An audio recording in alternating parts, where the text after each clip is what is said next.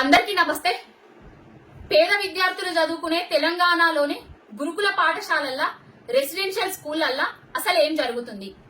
గుంపు మేస్త్రి 8 నెలల పాలనలో దాదాపుగా 36 మంది విద్యార్థులు చనిపోయినరు. 500 మంది విద్యార్థులకు పైగా ఫుడ్ పాయిజనింగ్ అయ్యి హాస్పిటలైజ్డ్ అయినరు.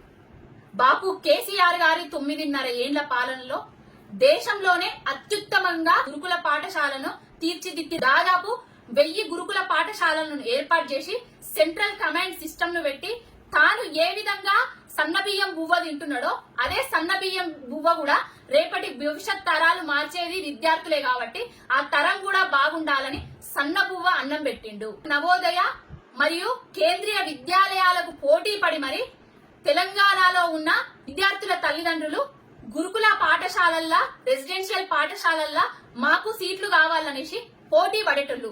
కానీ ఈ గుంపు మేస్త్రి వచ్చిన తర్వాత ఈయనకు గురుకులాలంటే ఇష్టం లేకనో రెసిడెన్షియల్ పాఠశాలలంటే ఇష్టం లేకనో రోజుకొక వార్తలు చదువుతున్నాం. పురుగులు అన్నం పెడుతున్నారు, సాంబార్లల్లా ఎలుకలు స్విమ్మింగ్ చేస్తున్నారు, కారప్పొడితోటి అన్నం పెడుతున్నారు విద్యార్థులకు, పాము కాటుతోటి విద్యార్థులు బలి, బయటికి వస్తానేమో కుక్కలు కరుస్తున్నాయి, లోపలికి పోతేనేమో ఎలుకలు కరుస్తున్నాయి అనే విధంగా గురుకులాలను మొత్తం తీర్చిదిద్దిండి గుంపు మేస్త్రి. విద్యాశాఖ మంత్రి లేడు, అసలు సమీక్షించింది లేదు, ఈ సమస్యలను పరిష్కరించింది లేదు. పేద విద్యార్థులు నాణ్యమైన విద్య అందుతదే అనే కదా గురుకులాలకు పోయి చదువుకుంటారు.